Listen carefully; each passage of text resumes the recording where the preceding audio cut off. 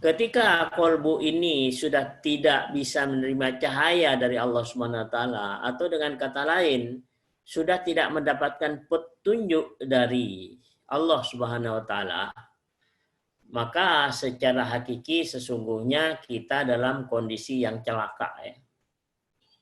Jadi kita hidup di dunia ini sudah tanpa ada petunjuk langsung dari Allah Subhanahu wa taala. Karena tempat petunjuk yang ada di dalam kolbu itu sudah tidak mungkin bisa menerima cahaya tadi. Sehingga dengan demikian manusia itu akan berjalan dengan pikirannya. Jadi ada manusia itu berjalan dengan pikirannya, ada manusia itu berjalan dengan kolbunya. Maka ketika orang itu berjalan dengan pikirannya, dengan kata lain kolbunya tidak berfungsi, maka itulah sesungguhnya manusia itu sedang dikendalikan oleh pikiran, di mana pikiran itu merupakan satu dasar ya, dasar pikiran itu adalah hawa nafsu.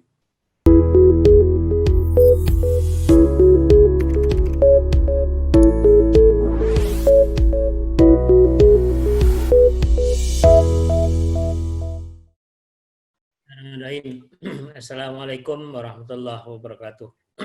Waalaikumsalam warahmatullahi wabarakatuh. Mari kita awali dengan pembacaan umul kitab Al-Fatihah.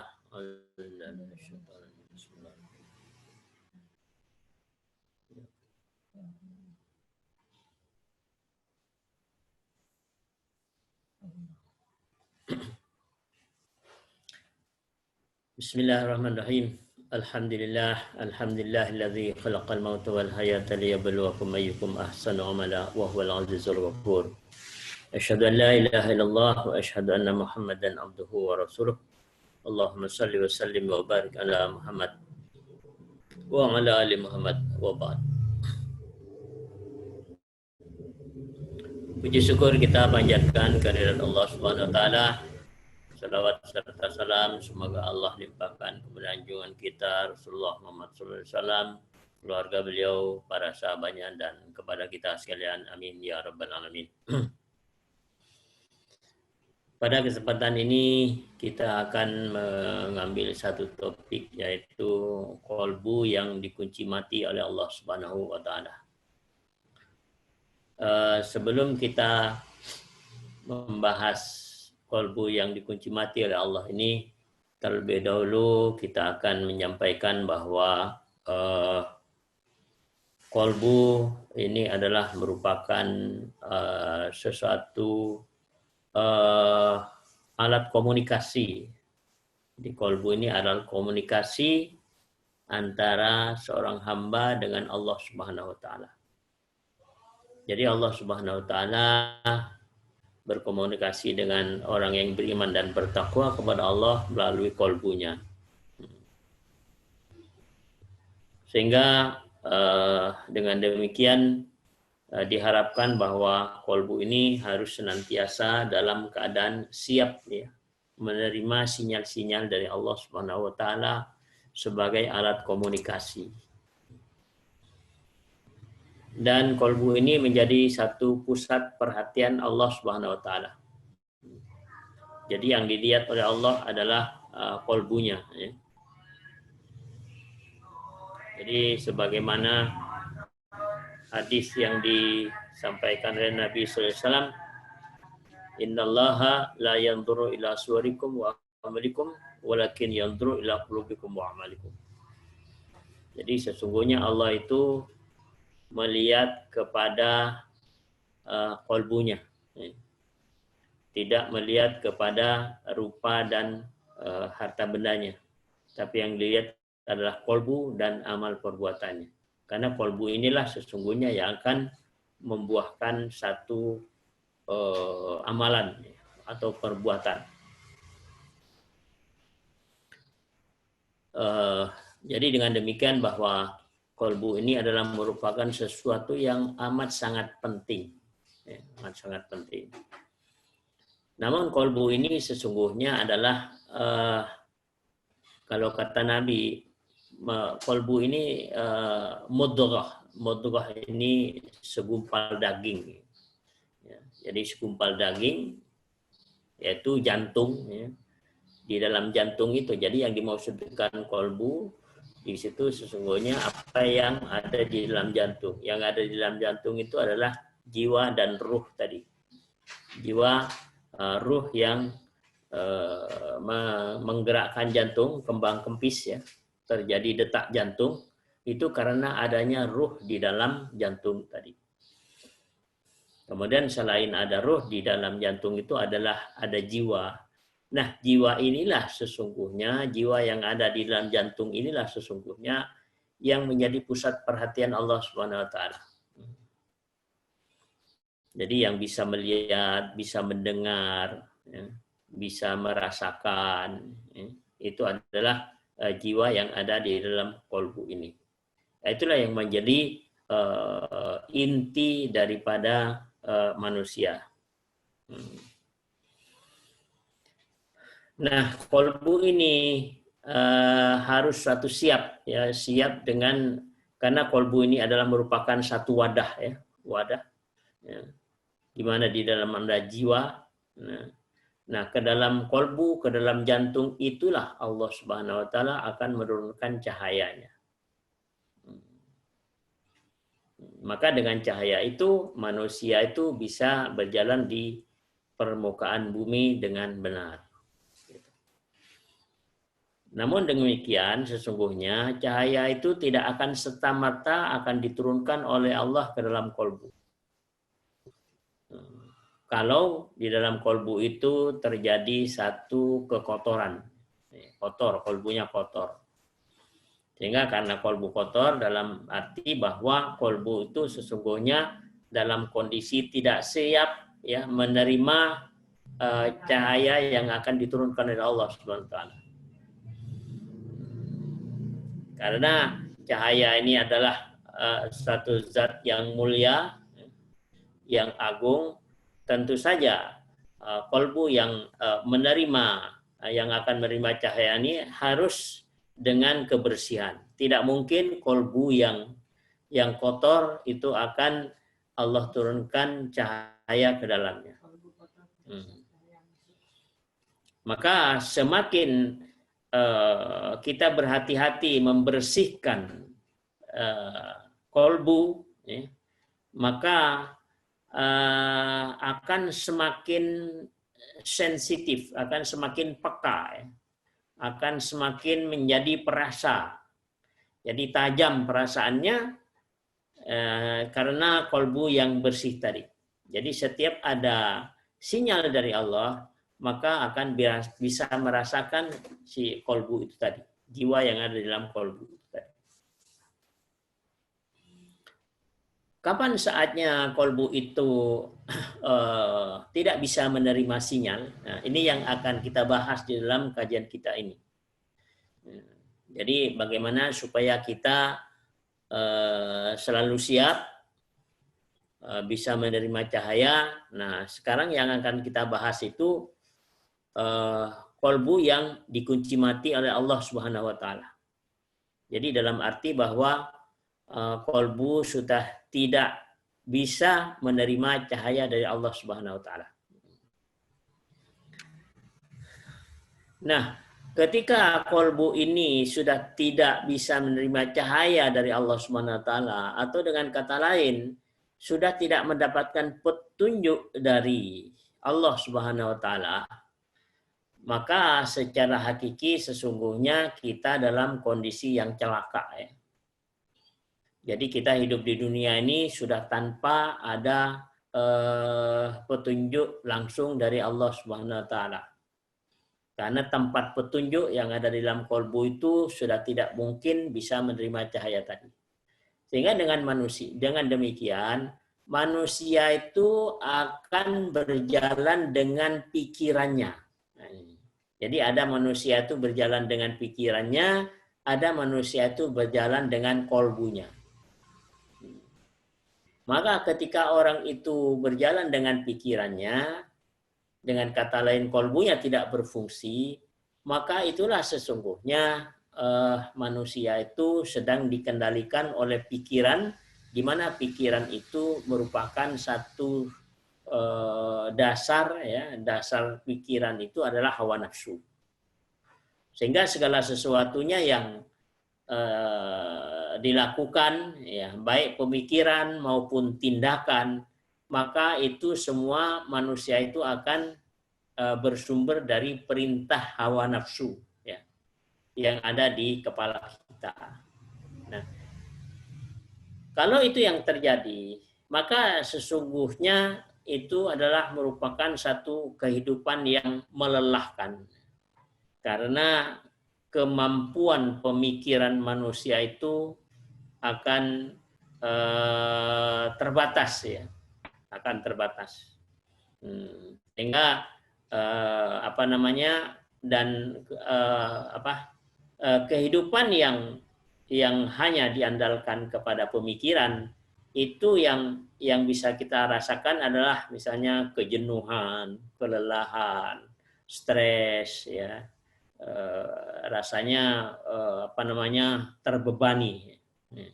Itu tandanya bahwa sesungguhnya manusia hidup, ya, berjalan dengan pikirannya yang tidak mendapatkan petunjuk dari Allah Subhanahu wa taala. Sebaliknya, kalau berjalan dengan kolbu, maka hidup itu akan menjadi nyaman. Nah, semua hidup adalah berdasarkan petunjuk dari Allah Subhanahu wa taala, sehingga pikiran tidak akan terbebani. Karena semuanya itu adalah diambil alih oleh kolbu.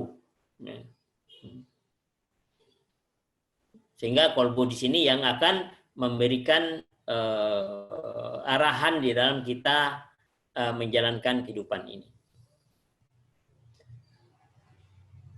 Ketika kolbu sudah tidak mampu lagi mendapatkan hidayah dari Allah, dengan kata lain itu adalah terkunci, ya, terkunci. Ya.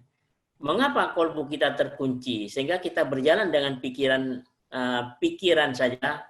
Maka penyebab yang pertama adalah, mari kita lihat di dalam surat 16, ya, ayat 107 sama 108. Yang demikian itu disebabkan karena mereka lebih mencintai kehidupan di dunia daripada akhirat. Dan Allah tidak memberi petunjuk kepada kaum yang kafir. Mereka itulah orang yang hati, pendengaran, dan penglihatannya telah dikunci oleh Allah. Mereka itulah orang-orang yang lalai. Ya, jadi artinya di situ orang yang lalai itu adalah orang yang memang kolbu, pendengaran, dan penglihatannya itu sudah dikunci mati oleh Allah Subhanahu. Jadi semuanya lalai. Artinya apa? Lalai kepada Allah Subhanahu wa taala. Sehingga yang berjalan adalah dengan pikirannya saja.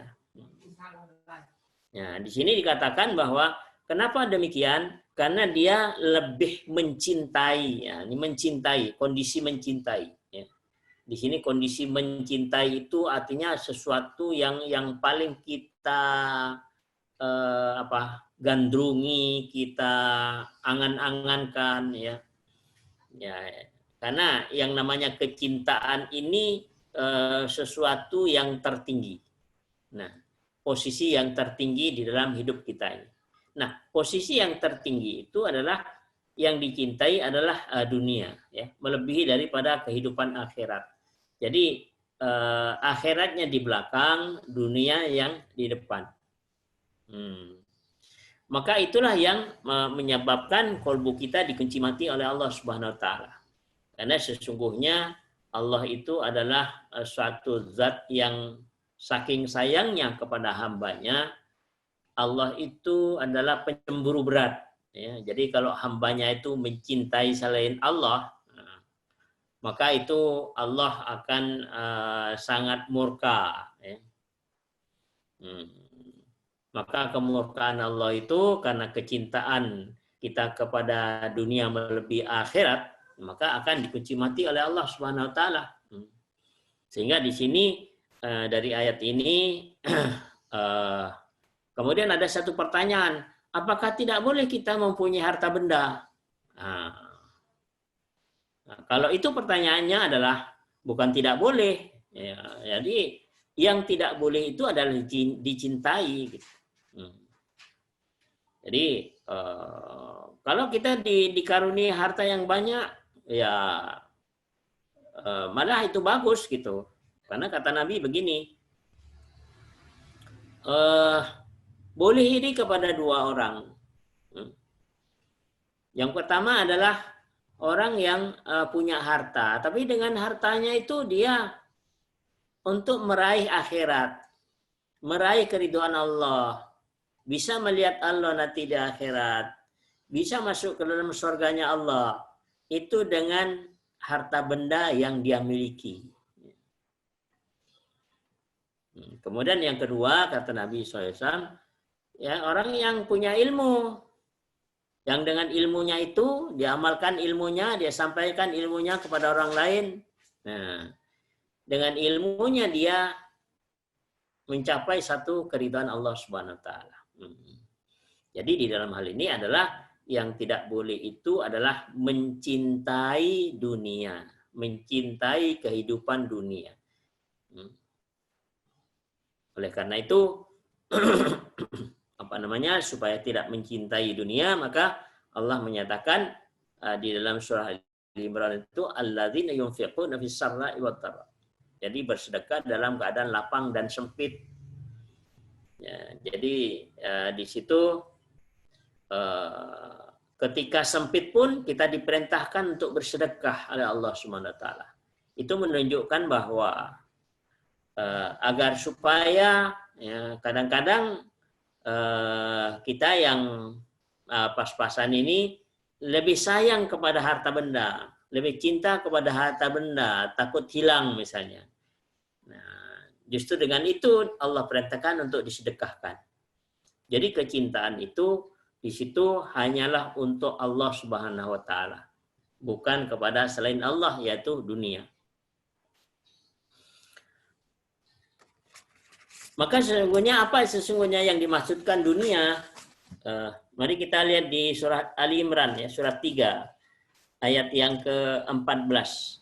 Dijadikan terasa indah dalam pandangan manusia, cinta terhadap apa yang diinginkan, berupa perempuan-perempuan, anak-anak, harta benda yang bertumpuk dalam bentuk emas dan perak, kuda pilihan, hewan ternak, dan sawah ladang.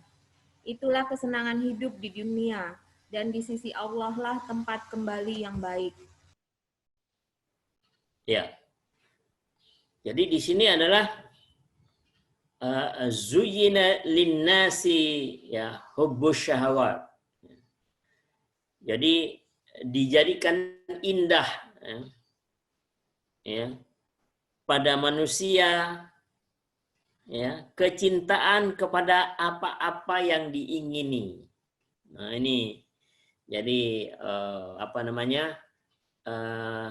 keinginan kita itu apa, yang diinginkan kita itu apa sesungguhnya yang paling utama. Maka di situ berhati-hatilah di situ gitu. Karena ketika selain Allah menempati posisi yang paling dicintai, maka sudah cukup bagi Allah ya, akan mengunci mati apa yang ada di dalam kolbu itu. Sehingga sudah tidak berfungsi lagi. Ketika sudah tidak berfungsi lagi, artinya apa? Sudah tidak bisa membedakan lagi antara yang hak dengan yang batil. Maka di sini keinginan itu ya, keinginan itu berhati-hati dengan keinginan ini. Keinginan kepada apa saja, pendek kata selain Allah. Ya, ada kalanya keinginan kepada jabatan, keinginan kepada supaya punya kuda yang bagus, ya, mobil yang mewah, nah, itu keinginan. Maka berhati-hatilah mengukur keinginan ini. Ya. Pertanyaannya, apakah kita tidak boleh mempunyai satu keinginan? Boleh kita mempunyai keinginan. Tapi semua keinginan itu harus kita ukur. Ukurannya adalah sampai sejauh mana keinginan kita kepada sesuatu, ya, kemudian sampai sejauh mana keinginan kita kepada Allah untuk mendekatkan diri kepada Allah Subhanahu wa taala. Ya, maka ketika sudah sampai kepada itu, ya, mari kita lihat di surat 9 ayat 24. Ya. Katakanlah, jika bapak-bapakmu, anak-anakmu, saudara-saudaramu, istri-istrimu, keluargamu, harta kekayaan yang kamu usahakan, perdagangan yang kamu khawatirkan kerugiannya, dan rumah-rumah tempat tinggal yang kamu sukai, lebih kamu cintai daripada Allah dan Rasul-Nya, serta berjihad di jalannya, maka tunggulah sampai Allah memberikan keputusannya. Dan Allah tidak memberi petunjuk kepada orang-orang fasik. Ya. Ini adalah ancaman Allah. Sebenarnya Allah tidak akan memberikan petunjuk. Sementara petunjuk itu adalah cahaya yang Allah masukkan ke dalam kolbu. Ya. Jadi di sini orang tua, keluarga, suami, istri, anak, cucu, rumah mewah, tempat yang tinggal, bisnis, ini di satu sisi. Kemudian di sisi lain ada Allah, Rasulullah, dan jihad fisabilillah. Jihad fisabilillah ini sesungguhnya bukan membunuh orang, bukan. Berjihad ini artinya bersungguh-sungguh. Bersungguh-sungguh di jalan Allah. Bersungguh-sungguh menuju kepada Allah. Bersungguh-sungguh untuk menuntut ilmunya Allah. Nah, itu maksudnya itu. Maka 3 hal ini. Jadi ini dibandingkan mana yang lebih dia cintai. Kalau Allah, Rasulullah, dan jihad fisabilillah dicintai, maka itulah yang benar. Yang lain nomor 4, ya cinta kepada orang tua, cinta kepada suami, cinta kepada istri, cinta kepada anak, cucu, dan lain sebagainya. Tapi kalau sebaliknya, kata Allah, ya, sebaliknya, jadi orang tua, suami, istri, anak, cucu, harta benda, itu yang lebih dicintai. Sementara kepada Allah itu nomor 4. Gitu. Maka di situ apa kata Allah? Hatta fatarabbasu hatta ya'ti Allah bi amri wallahu la yahdil qaumal fasikin. Tunggulah sampai aku menurunkan keputusan dan aku tidak akan memberikan petunjuk kepada orang yang fasik. Jadi kita ini dicap fasik oleh Allah Subhanahu wa taala dan kita tidak akan mendapatkan petunjuk dari Allah Subhanahu wa taala. Jadi bagaimana padahal kita mencintai orang tua, ya, mencintai keluarga, mencintai istri, mencintai anak cucu, bagaimana? Boleh, bukan tidak boleh. Bahkan Allah sendiri menciptakan keluarga itu, Allah menciptakan keluarga itu adalah untuk manusia. Ya. Coba kita lihat di surat Ar-Rum, surat 30 ayat 21. Dan di antara tanda-tanda kebesarannya ialah dia menciptakan pasangan-pasangan untukmu dari jenismu sendiri, agar kamu cenderung dan merasa tentram kepadanya. Dan dia menjadikan di antaramu rasa kasih dan sayang.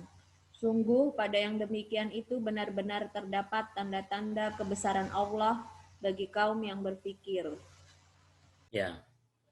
Jadi di sini artinya apa? Allah menciptakan hidup berpasang-pasangan, suami istri, keluarga. Litaskunu ilaiha. Supaya apa? Ada satu ketenangan. Ya. Jadi ada suami, ada istri, ada anak. Itu memang diciptakan oleh Allah supaya ada ketenangan. Wa ja'ala bainakum mawaddah. Dan di antara mereka ada mawaddah, ada kasih sayang. warahmah, dan Allah akan berikan rahmatnya, kasih sayang Allah itu akan turun ke dalam satu keluarga.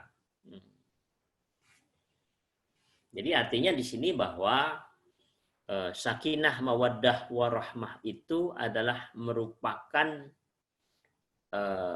ketetapan Allah, ya, tujuan Allah menciptakan hidup berpasang-pasangan, ya, agar supaya ada satu ketenangan, ada satu kasih sayang.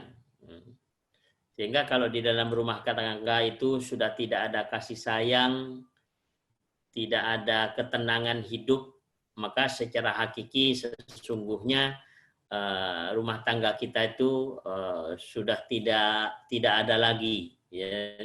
Jadi hanya tinggal puing-puingnya saja, karena batin sesungguhnya tidak ada satu kenyamanan di dalam hidup. Maka di sini artinya bahwa ketika di dalam rumah tangga itu, ya, jadi bahkan Nabi SAW itu di dalam hadisnya menyebutkan bahwa ini bagi seorang bapak, ya, jadi Allah itu orang yang paling baik itu kata Nabi adalah orang yang paling baik akhlaknya, dan orang yang paling baik akhlaknya itu adalah orang yang paling baik terhadap istrinya. Terus bagi sang istri, ya, kalau saja aku tidak takut itu merupakan satu perbuatan kemusyrikan, niscaya aku perintahkan para istri itu untuk sujud kepada suaminya. Artinya hadis ini sesungguhnya terjadi saling kasih sayang. Ya, jadi suami melindungi istri, istri taat kepada suami. Ini adalah merupakan satu tujuan yang diciptakan oleh Allah Subhanahu wa taala. Nah, namun semua itu kasih sayang itu adalah karena ada rahmat Allah. Sehingga kita di dalam karena masalah kecintaan tadi, artinya seorang suami mencintai istrinya atau seorang istri mencintai suami itu sesungguhnya benar-benar karena Allah, ya. Karena kita ini diperintah oleh Allah Subhanahu wa taala untuk hidup berumah tangga, gitu. Dan jangan lupa di sini sesungguhnya kasih sayang itu kalau adanya satu hubungan batin antara suami dengan istri, orang tua dengan anak. Itu yang namanya satu mawaddah, ya, kasih sayang. Nah, dari kasih sayang ini ada satu ketenangan. Maka bagaimana untuk menciptakan itu? Ya. Maka mari kita lihat di surat 8 ayat 63. Ya. Dan Allah yang mempersatukan hati orang-orang yang beriman. Walaupun kamu menginfakkan semua kekayaan yang berada di bumi, niscaya kamu tidak dapat mempersatukan hati mereka. Tetapi Allah telah mempersatukan hati mereka. Sungguh Dia Maha Perkasa, Maha Bijaksana. Ya. Jadi ayat ini menyebutkan bahwa yang namanya kasih sayang, yang namanya mawaddah tadi, terjadinya satu kasih sayang. Itu kalau antara kolbu seorang suami dan kolbu seorang istri itu sama-sama beriman kepada Allah. Baru nanti Allah yang akan mempersatukan itu. Gitu. Tapi kalau misalnya ini tidak seiman, ya, maka tidak akan bisa terjadi satu kasih sayang. Gitu. Nah, bagaimana supaya terjadi satu kasih sayang? Maka seorang suami harus kepada Allah, seorang istri harus kepada Allah, maka kedua orang tua ini mengajak ikut serta anak-anaknya tadi kepada Allah Subhanahu wa taala. Sehingga nanti disinilah akan diikat oleh Allah, ya, antara kolbu mereka. Karena hakikat daripada kasih sayang itu adalah adanya kesamaan iman kepada Allah Subhanahu wa taala. Maka di situ akan terjadi sakinah mawaddah warahmah itu karena adanya keimanan semuanya kepada Allah. Jadi suaminya beriman kepada Allah, istrinya beriman kepada Allah, anaknya juga beriman kepada Allah. Maka di situ nanti akan diikat keluarga itu oleh Allah Subhanahu wa taala. Dan Allah menjelaskan, ya, walaupun kamu membelanjakan seluruh kekayaanmu di muka bumi ini, ya, untuk membeli kasih sayang kehidupan rumah tangga, niscaya tidak akan bisa. Karena itu adalah merupakan perbuatan Allah. Ya. Jadi sakinah mawaddah warahmah itu adalah perbuatan Allah. Tidak bisa manusia menciptakan ketenangan dan kasih sayang itu. Itu semuanya adalah milik Allah. Jadi artinya apa? Untuk membeli satu ketenangan, membeli satu kasih sayang, maka ini harus dibeli kepada Allah karena Allah yang memiliki itu. Maka dekatilah Allah itu. Sehingga semuanya itu yang namanya kasih sayang akan tetap terwujud bahwa kasih sayang yang pertama dan utama itu adalah Allah, Rasul, dan jihad fisabilillah tadi. Baru nanti kasih sayang di dalam rumah tangga itu secara otomatis itu adalah merupakan satu pekerjaan Allah Subhanahu wa taala yang akan menyatukan hati di antara keluarga yang ada di dalam rumah kita. Tadi Allah sudah menjelaskan, ya walaupun misalnya, oh ya pokoknya kita sama anak kasih duit aja yang banyak, gampang, udah beres. Nah, tapi ketika anak dikasih duit yang banyak, keluyuran sendiri, ya, pulang-pulang marah-marah, ya nggak ketemu kasih sayang. Gitu. Jadi kata Allah, walaupun kau belanjakan seluruh harta bendamu, kau tidak akan bisa menciptakan kasih sayang itu. Yang bisa menciptakan kasih sayang yang mengikat hati orang-orang yang beriman itu adalah Allah Subhanahu wa taala. Sehingga dengan demikian bahwa kehidupan rumah tangga sakinah mawaddah warahmah itu adalah merupakan tetap yang kita cintai adalah Allah Subhanahu wa taala. Kemudian Rasulullah dan jihad fisabilillah. Itu adalah merupakan satu persyaratan kalau ingin di dalam kehidupan rumah tangga itu adalah sakinah mawaddah warahmah. Jadi suaminya kepada Allah, istrinya kepada Allah, anak-anak kita semuanya diajak serta untuk mendekatkan diri kepada Allah Subhanahu wa taala. Maka dengan demikian sesungguhnya kehidupan yang hakiki, ya, ketenangan, ya, kasih sayang itu karena sesungguhnya semua hamba-hamba Allah itu semua pada dekat kepada Allah Subhanahu wa taala. Sehingga dengan demikian karena tadi masalah kasih sayang, ya. Jadi sebelum kasih sayang di dalam keluarga itu tercipta, maka supaya tercipta persyaratannya adalah harus terlebih dahulu beriman dan bertakwa kepada Allah Subhanahu wa taala. Jadi nggak bisa, misalnya, wah saya nggak usah bertakwa lah, saya nggak usah beriman lah misalnya. Nggak bisa, kehidupan itu akan menjadi hambar gitu. Karena itu sesungguhnya sakinah mawaddah warahmah itu adalah milik Allah gitu. Jadi hanya bisa ditempuh kepada Allah Subhanahu wa taala. Maka itu kalau yang terjadi demikian, maka insya Allah kita akan diselamatkan oleh Allah Subhanahu wa taala.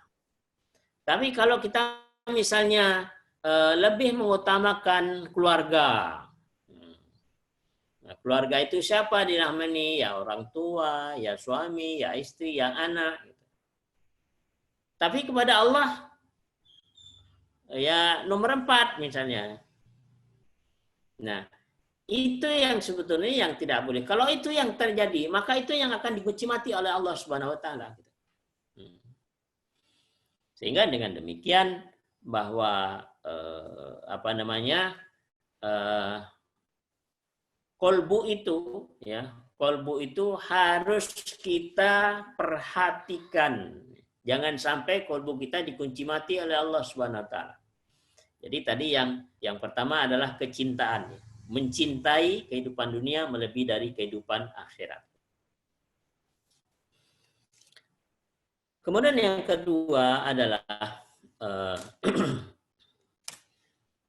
mari kita lihat di surat 6 ayat 125. Barang siapa dikehendaki Allah akan mendapat hidayah, dia akan membukakan dadanya untuk menerima Islam. Dan barang siapa dikehendakinya menjadi sesat, dia jadikan dadanya sempit dan sesak, seakan-akan dia sedang mendaki ke langit. Demikianlah Allah menimpakan siksa kepada orang-orang yang tidak beriman. Jadi di sini artinya kalau ingin petunjuk dari Allah, Allah akan melapangkan dadanya, lapangkan dada. Maka dada ini apa tempatnya? Dada ini tempatnya kebencian, tempatnya dendam, tempatnya buruk sangka. Kalau itu yang terjadi, maka hidayah itu tidak akan turun. Kolbu akan dikunci mati oleh Allah Subhanahu wa taala. Karena yang ada di dalam dada itu sesungguhnya adalah penyakit itu. Penyakit sombong, dengki, dendam, keras kepala, buruk sangka, keras kepala, mau menangnya sendiri. Maka berhati-hati dengan sifat buruk seperti itu. Karena itu artinya apa? Itulah yang akan menjadi penghalang, penghijab. Otomatis kolbu kita akan dikunci mati oleh Allah SWT. Kalau sudah dikunci mati artinya apa? Hidayah itu tidak turun, cahaya itu tidak akan turun. Karena sesungguhnya yang mengunci mati itu sesungguhnya adalah kita sendiri. Dengan sifat-sifat yang ada pada hawa nafsu, ya, yang ada di dalam dada ini. Coba kita lihat di surat 32 ayat 22. Dan siapakah yang lebih zolim daripada orang-orang yang telah diperingatkan dengan ayat-ayat Tuhannya, kemudian dia berpaling darinya? Sungguh, kami akan memberikan balasan kepada orang-orang yang berdosa. Ya. Jadi orang yang zalim, ya, orang yang tidak perlu dengan peringatan Allah. Mari kita lagi lihat di surat 39 ayat 22. Maka apakah orang-orang yang dibukakan hatinya oleh Allah untuk menerima agama Islam, lalu dia mendapat cahaya dari Tuhannya, sama dengan orang yang hatinya membatu? Maka celakalah mereka yang hatinya telah membatu untuk mengingat Allah. Mereka itu dalam kesesatan yang nyata. Ya. Jadi di sini dikatakan afaman syarahallahu sadrahu lil Islam. Jadi orang-orang yang yusrah sadrahu, melapangkan dadanya dari penyakit tadi itu. Dari penyakit sombong, dengki, dendam. Jadi harus lapangkan dari itu. Maka nanti baru Allah akan turunkan cahaya tadi, berikan petunjuk. Nah, kalau orang-orang yang tidak dilapangkan dadanya, ya, tidak dilapangkan dadanya, maka orang itu, ini salah satu cirinya, akan sulit untuk berzikir kepada Allah Subhanahu wa taala. Malas, mau berzikir itu adalah malas gitu. Jadi kalau pembenci, pendendam, ya, maka itu akan malas. Mau berzikir akan malas. Karena apa? Karena sesuatu yang berzikir itu kan kolbunya, ya, jiwa yang ada di dalam kolbu itu. Nah, sementara zikir yang khusyuk itu adalah persyaratannya adalah kolbunya itu supaya bersih. Gitu. Nah, sementara di dalam dada itu banyak penuh dengan penghalang. Sehingga salah satu cirinya adalah akan sulit orang itu berzikir kepada Allah Subhanahu wa taala. Kalaupun orang itu berzikir kepada Allah, maka juga akan sulit untuk khusyuk kepada Allah Subhanahu wa taala.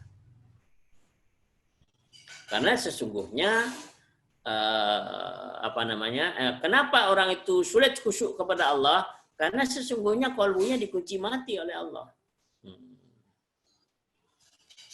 Jadi tanda bahwa kalbu itu dikunci atau tidak dikunci, ketika tidak dikunci, ketika kita berzikir kepada Allah, itu akan dimudahkan oleh Allah untuk khusyuk.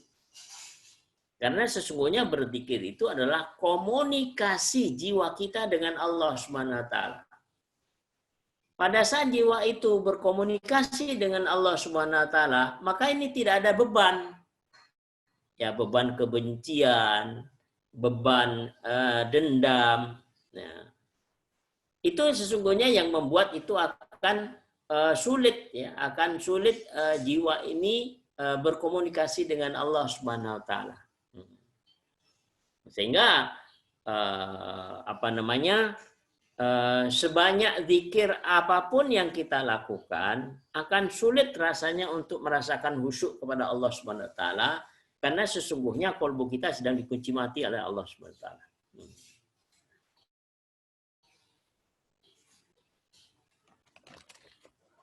Mari kita lihat lagi di surat Ali Imran, ya. Ayat yang ke-119, ya. Beginilah kamu menyukai mereka padahal mereka tidak menyukaimu, dan kamu beriman kepada semua kitab. Apabila mereka berjumpa kamu, mereka berkata, kami beriman. Dan apabila mereka menyendiri, mereka menggigit ujung jari karena marah dan benci kepadamu. Katakanlah, matilah kamu karena kemarahanmu itu. Sungguh Allah Maha mengetahui segala isi hati. Di sini adalah masalah kemarahan. Marah. Kul mutu bighaidikum. Matilah kamu karena kemarahanmu itu. Ya, makanya di sini Nabi SAW mewanti-wanti la taghdab, jangan marah. Gitu.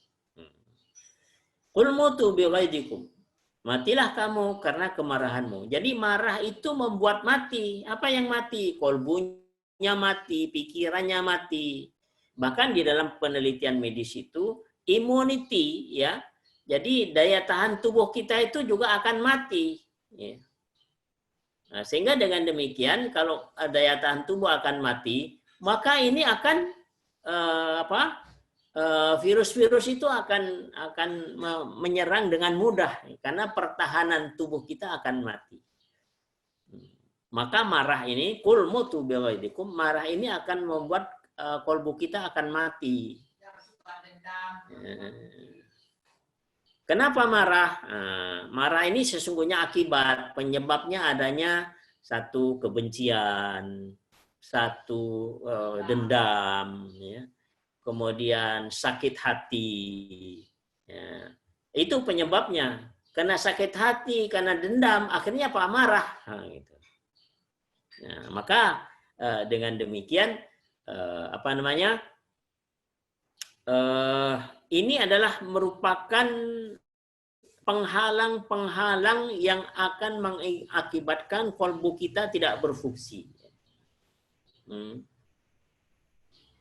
Sehingga ini sesungguhnya solusinya sudah dirangkum oleh Allah Subhanahu wa taala di dalam surat Ali Imran ayat yang ke-134 atau mulai 133. Dan bersegeralah kamu mencari ampunan dari Tuhanmu dan mendapatkan surga yang luasnya seluas langit dan bumi yang disediakan bagi orang-orang yang bertakwa, yaitu orang yang berinfak baik di waktu lapang maupun sempit, dan orang-orang yang menahan amarahnya dan memaafkan kesalahan orang lain. dan Allah mencintai orang yang berbuat kebaikan. Ya. Jadi di sini wasaru ila maghfiratin mir rabbikum. Bersegeralah kamu mohon ampunan kepada Tuhanmu. Wa jannatin arduhas samawati wal ard. Ya. Dan surga yang seluas langit dan bumi. Uiddat lil muttaqin, yang disediakan untuk orang yang bertakwa kepada Allah.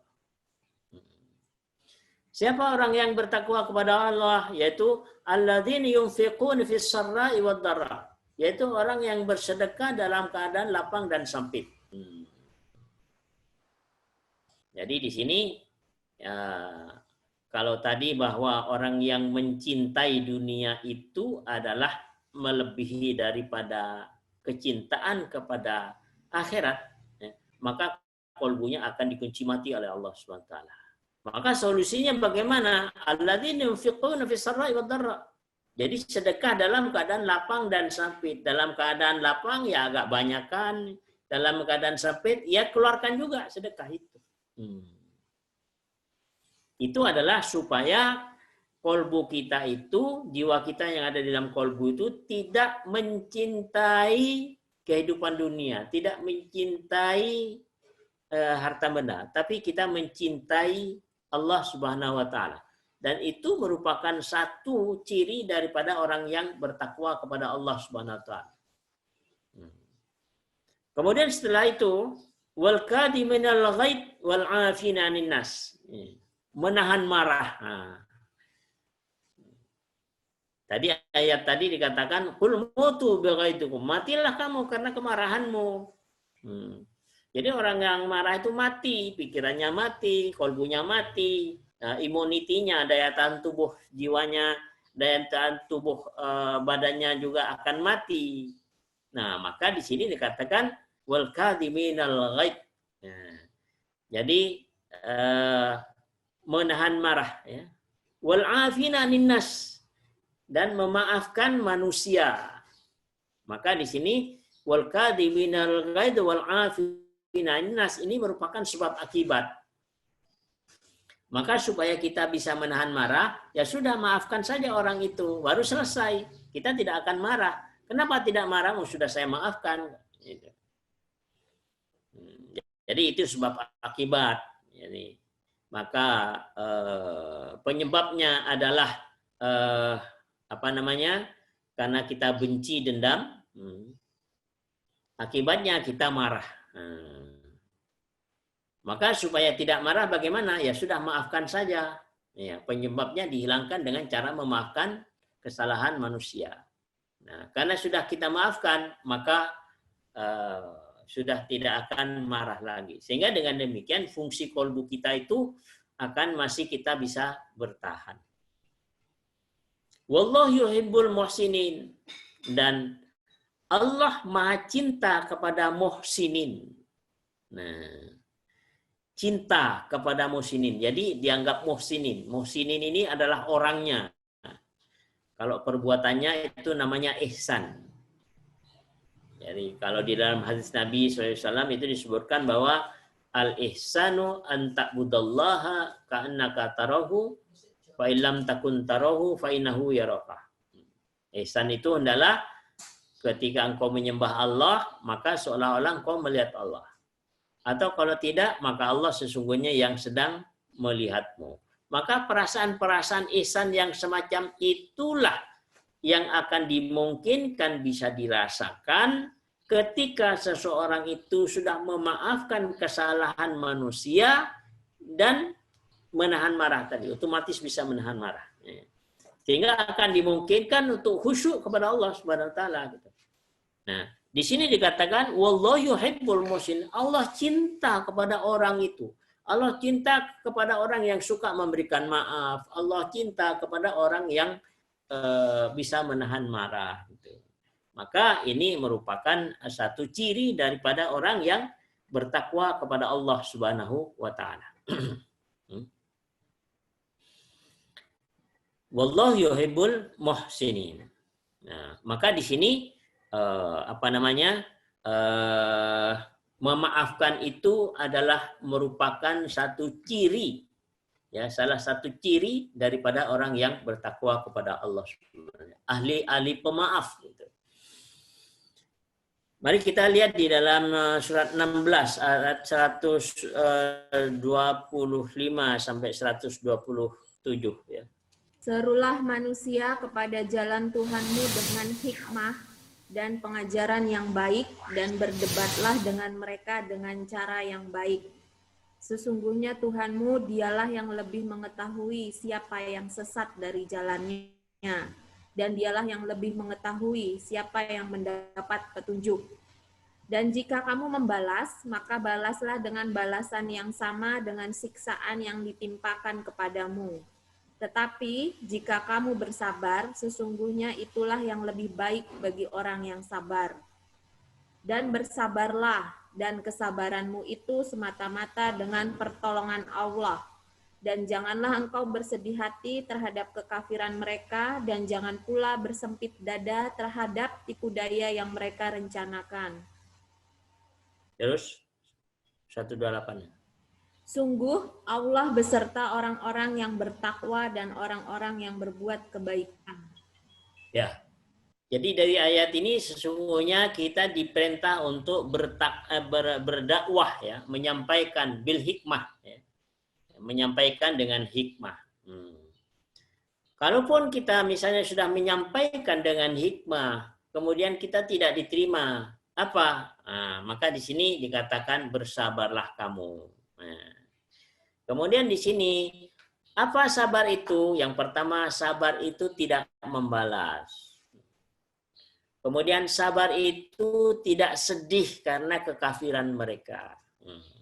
Sabar itu tidak sempit dada karena mereka tidak mau apa yang kita seru.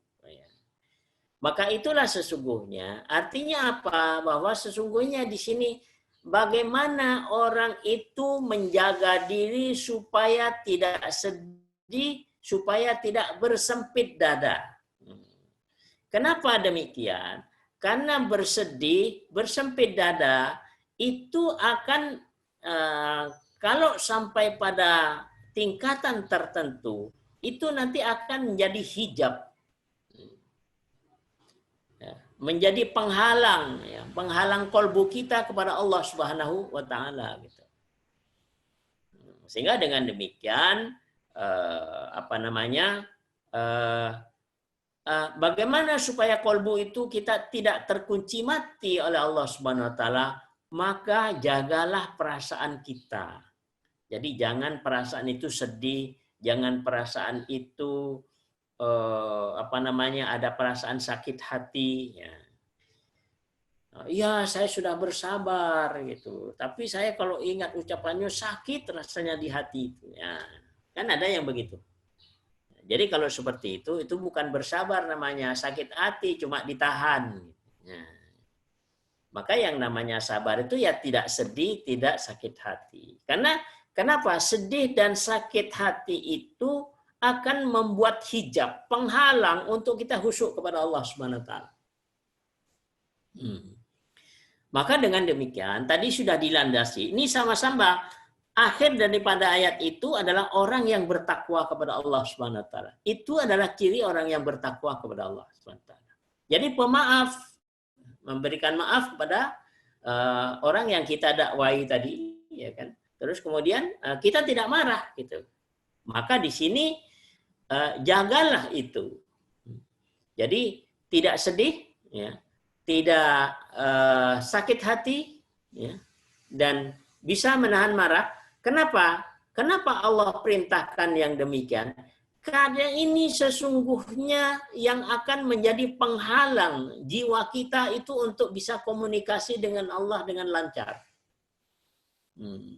Jadi tidak boleh sedih, ya, tidak boleh sakit hati, itu tidak boleh. Ya. Maka bagaimana? Maafkan saja. Ya. Wal afina anin nas, kata Allah gitu. Itu ciri dari orang yang bertakwa, supaya kita tidak sakit hati, maafkan saja. Sehingga dengan demikian yang lebih lembut lagi maka jagalah hati kita supaya kita tidak bukan tidak nyakitin orang. Artinya ketika ada satu berita yang membuat itu tidak nyaman, maka itu cepat-cepatlah hindarkan diri. Jadi jangan sampai hinggap di dalam jiwa kita. Karena itu yang akan menjadi penghalang nanti. Gitu. Sehingga bagaimana menjaga jiwa kita di dalam kolbu ini supaya tetap stabil, bisa berkomunikasi dengan Allah, ya kan? Maka kita harus sudah siapkan dengan menjadi orang yang pemaaf, tidak marah, tidak benci, tidak dendam, tidak dengki, tidak keras kepala. Pendek kata, kita jaga ini supaya kita senantiasa lancar komunikasi dengan Allah Subhanahu wa taala. Sehingga kolbu kita yang tadinya kita mau marah, nah kita tahan. Kenapa? Karena dengan kemarahan ini kolbu kita akan terkunci, akan terbelenggu dengan sendirinya, akan mati. Pikirannya mati, kolbunya mati, daya tahan tubuh manusia juga akan mati. Ya. Ketika daya tahan tubuh mati, artinya apa? Melemah daya tahan tubuh kita. Sehingga adanya virus itu akan memudahkan kita akan menjadi sakit. Sehingga kalau sudah sakit, bukan hanya badannya saja, tapi batinnya pun juga akan menjadi sakit. Barangkali ini sebagai pemula yang kita sampaikan untuk menjaga bagaimana supaya kolbu kita tidak dikunci mati oleh Allah Subhanahu wa taala.